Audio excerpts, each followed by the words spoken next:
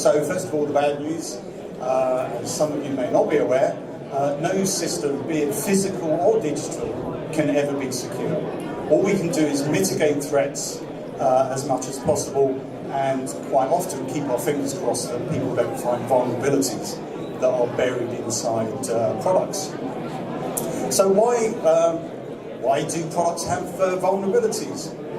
The very simple answer is, as product developers, we have very little time to actually develop a product. It might be 6 months, 12 months, 18 months.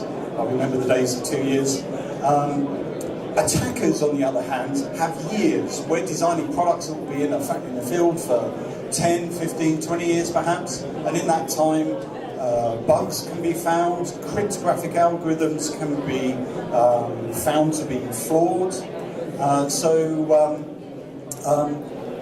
The cards are stacked against us when we're designing products. And there are many, many types of attackers who come to us.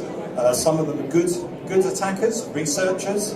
They're paid by academics and governments to find issues and solve them, and they do them in a very professional manner by informing manufacturers that there are issues and then disclosing them. But there are, of course, other types of agencies that can be attacking your products. Governments will do it intentionally and keep those vulnerabilities secret for their own purposes. If you're worried about them, well, good luck to you, because there's not much that you can do about that. And then, of course, criminals who pay people, I was going to say people like me, well, maybe not people like me, people with similar skills to me, to crack devices and extort funds. And of course, it's not just about extortion, it can also be commercial-based exploits where other companies, competitors, are trying to uncover your intellectual property and make use of that themselves. So when it comes to manufacturing a product, particularly a device which communicates through wireless or the internet, you need to maintain a device's identity securely inside your product.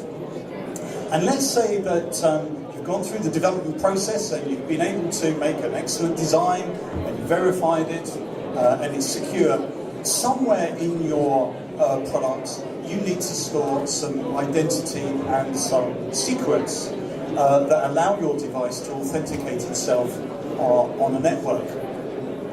And those have to get injected into this device at some point.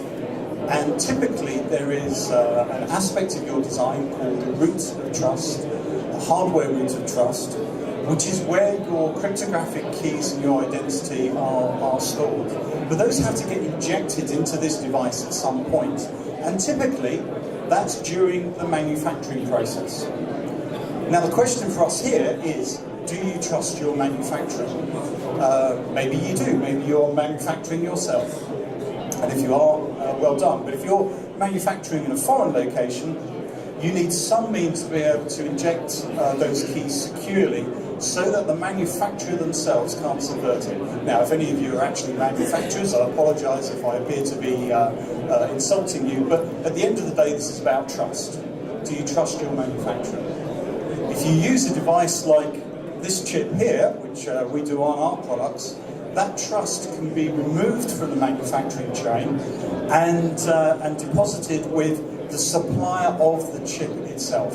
Microchip are a very well-known company, very well respected, and you can actually move the injection of this key material into the chip manufacturing process rather than the device.